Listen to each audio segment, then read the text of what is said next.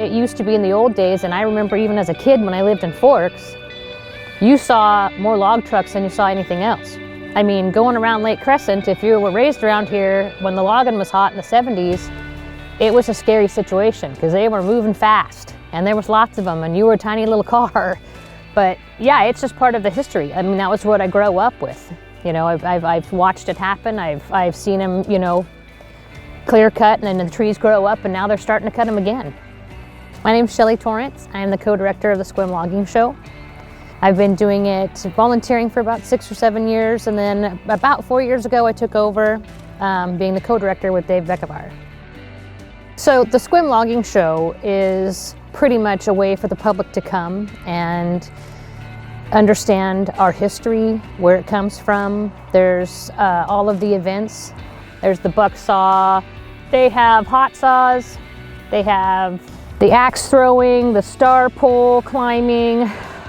You know, they have where they fall, the poles over here, they put them and they fall and they need to land on a watermelon and smash, you know, so you can see that there's precision in falling. Some of the first things that they ever used, there's a steam donkey here. I mean, some of the stuff that they had to use in the old days, short of horses, were pretty, you know, amazing.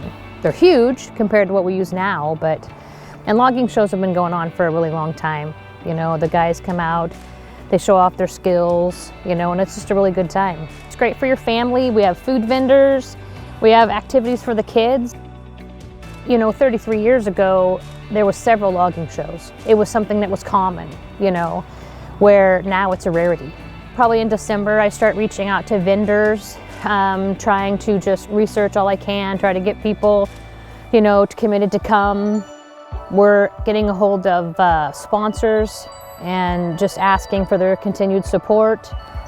And then about April, we have a log show meeting. We look for volunteers.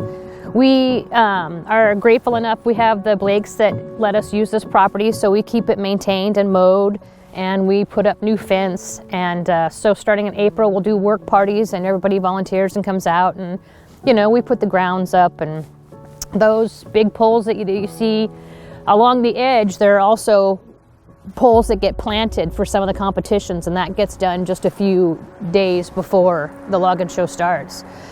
If it wasn't for the Bekkevar family, we would not have a logging show. These people are amazing. They're out here for days.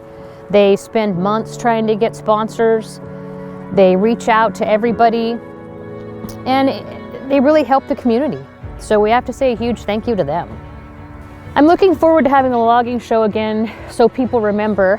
I know it's been 2 years, but next year we'll be back bigger and better than ever.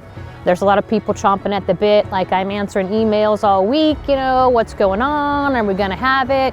So people are gonna be excited to get back into the groove of things that they've been doing for so long. People are reaching out, hey, I haven't got to run my old time equipment, that's my once a year tune-up, you know? If anybody wanted to help out, contribute, get involved, just please reach out to me. You can reach out through Facebook, and I'd be happy to answer any questions, and I'd be happy to take volunteers. So we're just trying to do the best we can with staying encouraging, and it's just so much about family, you know. Next year we'll be back bigger and better than ever, and you know, the guys come out, they show off their skills, you know, and it's just a really good time.